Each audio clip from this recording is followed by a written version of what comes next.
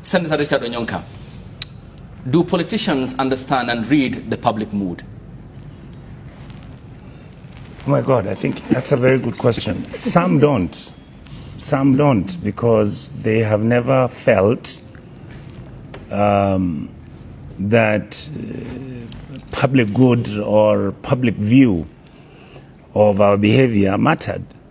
The feeling I have right now, and what many people and many Kenyans are looking at, is that we are behaving recklessly. I really want to sympathize with my brother KJ, because KJ is very difficult to defend government. But at the same time, I know it's very difficult to talk about colleagues. The truth is, Ayub, and I've heard the argument that KJ has really tried to make, and that is that people are changing, the standard is lower, and therefore you expect this behavior because the world is changing, and therefore the behavior of these people. No. Farah Maalim has been around this legislation in Parliament for the last 20 years. He's been with me. He's been a speaker. I mean, Joho has been one of the most senior politicians in Kenya. He's been a governor. All right? I may excuse Oscar Sudi because he hasn't been there long enough for this. Kamket has been there from the time I joined Parliament. So you are looking at old hands getting into the old habits, which are the habits where some people believe that whatever you say in our country and whoever you say it to, both ways, whether it's from us in the opposition and what we say about the people we disagree with, or whether it's those who are in government and how they talk about us. When we are, like now, there's a broad-based government. I have not seen government really being critical to the political lines. I mean, now I find my brother Kaluma saying how being in the broad-based government is sweet. And he is willing to shop in his shop, which has been opened. And some of us who are on the other side can wait for as long as until the owners of the shop are able to open for us those shops so that we can trade and pick stuff from there. The insensitivity of leadership, Ayub, is what is shocking me.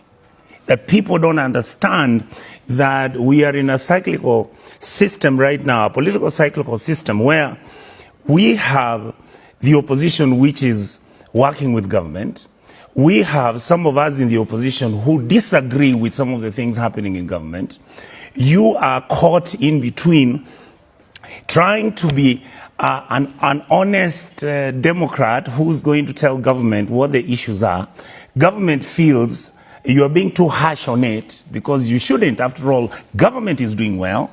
And therefore, if you are criticizing government, you are seen as a subversive. All right, then you have taken the youth and you have demonized them, and here you are now either abducting, killing, or chasing after them because you are saying they're too harsh on the government, and in fact they're being personal against the president. That's not what Kenya's problem is. We are dealing with the symptoms of the problem of Kenya. We should be dealing with the disease of Kenya. I want Kamket to tell me, how can we stop cattle rustling in Samburu than those areas where he comes from, where he has the experience and he knows what we can do. That is what I expect him to tell me about. That is what I expect him to tell the president. I expect Joho to be telling the president about blue economy or its minerals and gold. He should be telling. I expected my minister Joho by now to have told us what the Kenyan mineral policy is, what the government intends to achieve in the next 1 or 2 years. And now what do you have? A minister of the government who takes a loudspeaker and he starts pontificating politics instead of talking about policy. All right. So we are mixed up. The only part I agree with KJ is that we are mixed up where leaders who are supposed to be the guardians and the mentors of the young generation so that they can see that the country has a problem, yes, but you handle it differently, that we have challenges and we need to talk about them. It is now declaration of war. So you have two groups of people, those who are fighting for their interests and whichever interest, and those who are fighting against those interests. And right now, the way it looks, the political class is fighting Kenyan people. Okay, and is your party leader, Raila Odinga, an exception? He called the Jubilee government, President Kenyatta and William Ruto, the deputy then, words that equally are not of moderation. Driver ni mlevi, conductor ni mwizi. We have continuously used words and terms which depict each other of either being a thief or being killers or being whatever that you want to call. At the same time, then once we look at the language we are using, look at the violence we are expressing publicly, and then you are busy telling me that the young generation which is out here, that is watching our behavior, you expect them to behave as angels and saints. So that includes your party leader? Absolutely. The whole, in fact, let me clarify, the whole political class has refused to listen to itself. We have refused to understand that even when we are supposed to criticize the government, we must do it firmly, we must do it intelligently, reasonably, and make Kenyans understand. And government must know that when we criticize government, it is not because we are anti-establishment, anti-government, and hate the president. It is the very simple question. Right. Like me, that is my job. So if something is going wrong, like in the health sector, I'll tell the president, your people are now stealing. That's why they are fighting about medicine. All right. We'll come to the specifics about the flagship projects of the Kenya Kwanza administration. Just a reminder, President Ruto on the 4th of January 2023 said, I am an open book, so you can read me as you so wish, as long as the criticism is objective and fair to him and his administration. Honorable Gladys, when can the politicians summon themselves on the importance of moderating their language and their conduct in public? I think you must think about it this way. Politicians are individuals. They actually are the representatives of the people. So if you look at a marketplace, there's all sorts of people there. People speak differently. People have a way that they deliver their messages very differently. Each politician has a different brand. And they could be saying things that I could say the same thing, but I would probably deliver it differently. And you must know also that politicians, it's also about catching the headlines. So I think they've done well. You've actually put them on the headlines. You know, they have to say something controversial, something that may sound almost unreasonable or threatening, and they will make the news. So they actually are speaking to you guys as the media, as their audience. Yeah.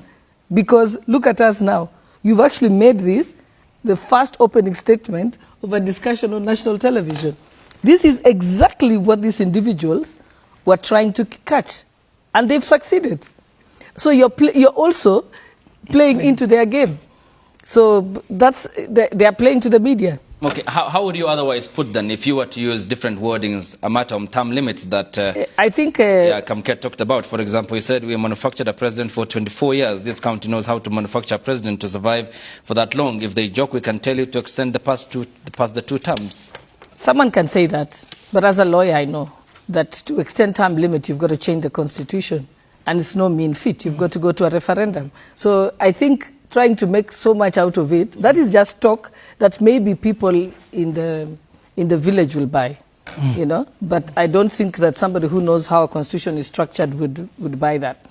I think when you talk about yeah, it's just over-dramatizing it. I think this is what you say when you are moving crowds and so on. So I don't think that I would take it so seriously like you people have to put it on the Daily Nation headline news. I think when people mention about Ruto must go, even those people are just trying to catch headlines, because the only way to remove a president is through an election or through impeachment, and you have to have the grounds for it. We know that.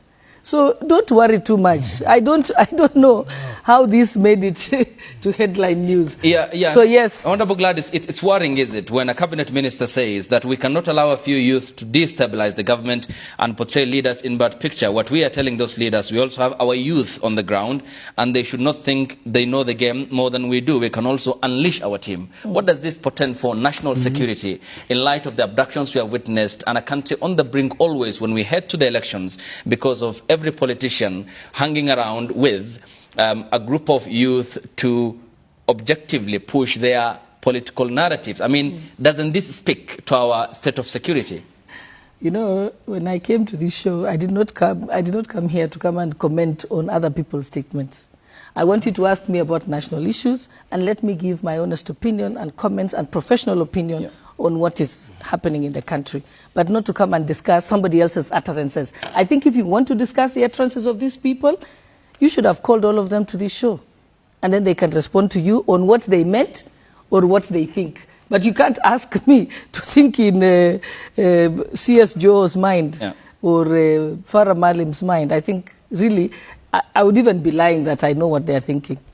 So I think you should invite them to the show. Yeah, fair enough. In fact, because they're on the headlines, they should have been on this show to explain themselves. And I'm here privileged to be sitting down with the Deputy Speaker of the National Assembly to comment on a national matter. But this is not a national matter. These are utterances. Okay. These are utterances of individuals. So I want to comment. Which utterances which are actually against the very existence of the state. We might lose the point. No, but what my point has been. We might lose the point. I just want to. What I'm just saying is that I speak factually on things that I know. So if you tell me about term limits, I will tell you what the Constitution says about term limits. If you tell me about a removal of a president, I will tell you the way it is done legally. If you tell me about dealing with people who abuse their freedom on the social media, I will tell you that we have an Act of Parliament is supposed to deal with that. I will also tell you we have the National Cohesion and Integration Commission that's supposed to do its job. So that I will speak to. But I cannot comment on this utterances of an individual. All right, and fair enough. Last question here. Especially because I'm not their lawyer. Okay, fair enough. Besides being the representative of the people of Washington. I didn't know they broke the law. Yeah. No, I'm just saying. You can actually hold a brief for someone if they haven't broken the law. It's like the way a family during a funeral can have a spokesperson or a family lawyer to make comments. You don't have to be I was doing it in jest. Yes. Okay. Fair enough. One last question though. Because Honorable Gladys, you deputize the Speaker of the National Assembly and a critical arm of government. Yes. Which has been given immense powers by the Constitution that any other institution doesn't bear. For example, it's only Parliament that can impeach a sitting president, can censure a sitting cabinet member. A final question on this, because you said you don't want to respond to what individuals have said. For example, then, do you agree with the killing of 5,000 Gen Zs by Farah Malim? Again, those are utterances of an individual. Would you agree? And those are just an utterance. The action hasn't happened. Okay. I would comment on it if the action has happened, but it hasn't happened. Do you condemn? Sorry? Do you condemn? Of course, you know that killing people is a crime. Okay. Yeah. Honorable KJ, you had a point. But it hasn't happened. That's what I'm saying. There's no cause of action. I was saying those are just utterances. In the back and forth,